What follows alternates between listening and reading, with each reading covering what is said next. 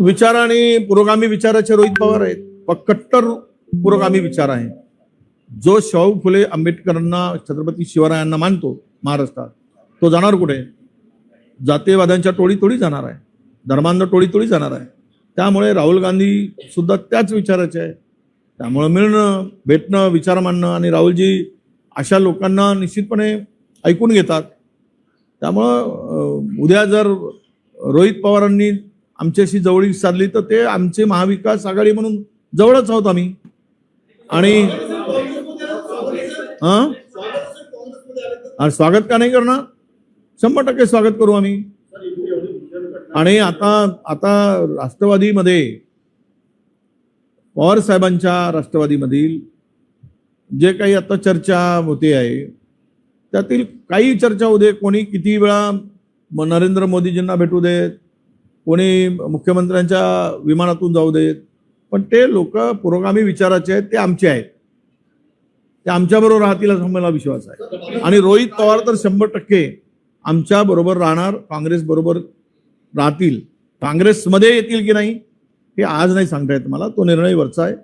पण काँग्रेसच्या अलायन्स म्हणून, आघाडी म्हणून ते सोबत आहे.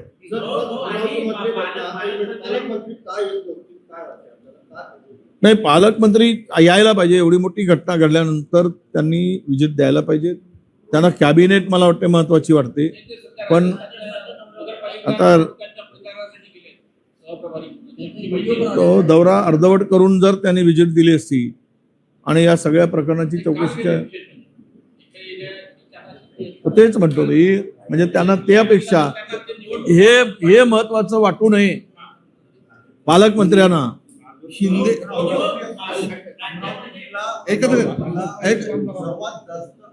आणि भाजपचा एकही आमदार आला नाही शिंदेच्या याच्यासाठी.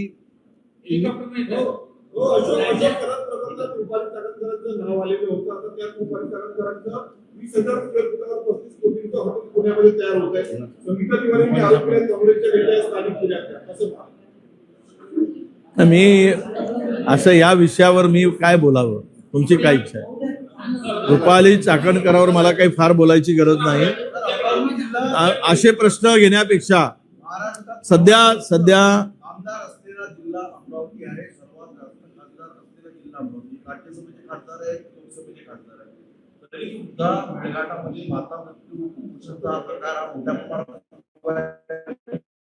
आश्रम शाळेमध्ये अव्यवस्था सुरू आहे, आदिवासी विद्यार्थ्यांना 6 दिवसापासून अप्पर आयुक्त कार्यालयासमोर हे आंदोलन सुरू आहे, एकही लोकप्रतिनिधी दखल घेत नाही. असं आहे, मला वाटतं की अमरावतीमध्ये सगळे आमदार यांना वाटतं की जय श्रीराम म्हटलं की आम्ही निवडून येतो, त्यामुळे काही केलं नाही तरी चालतं, अशी त्यांची मानसिकता असेल. लोकांनी तुम्हाला निवडून दिलं प्रभू रामचंद्राचं नाव घेऊन, प्रभू रामचंद्राला बदनाम करण्याचं पापही करतायत. एवढी या लोकांनी, हे सरकारमधील सर्व सरकार आणि लोकप्रतिनिधी हे असंवेदनशील आहेत. यांना संवेदना संपल्या आहे, यांना लोकांशी काही देणं घेणं नाही आहे.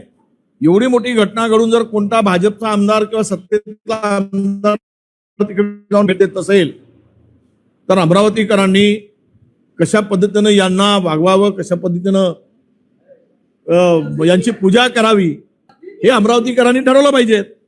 म्हणजे काय लावून पूजा करावी किंवा त्यांचं स्वागत करावं, अभिनंदन करावं. आहे ना, राहुल गांधीजी उतरले आहेत, यांची मस्ती उतरवल्याशिवाय ते शांत बसणार नाही.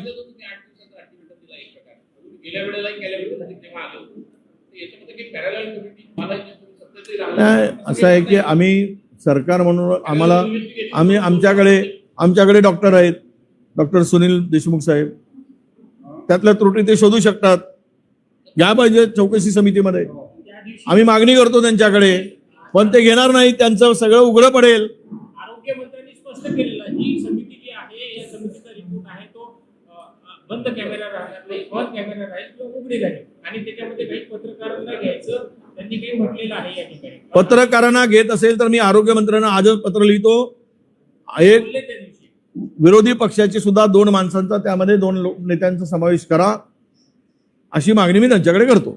कोकण न्यूज डिजिटलला आत्ताच लाईक, शेअर आणि सबस्क्राईब करा. बेल आयकॉन दाबून सर्व अपडेट्स सर्वप्रथम मिळवा.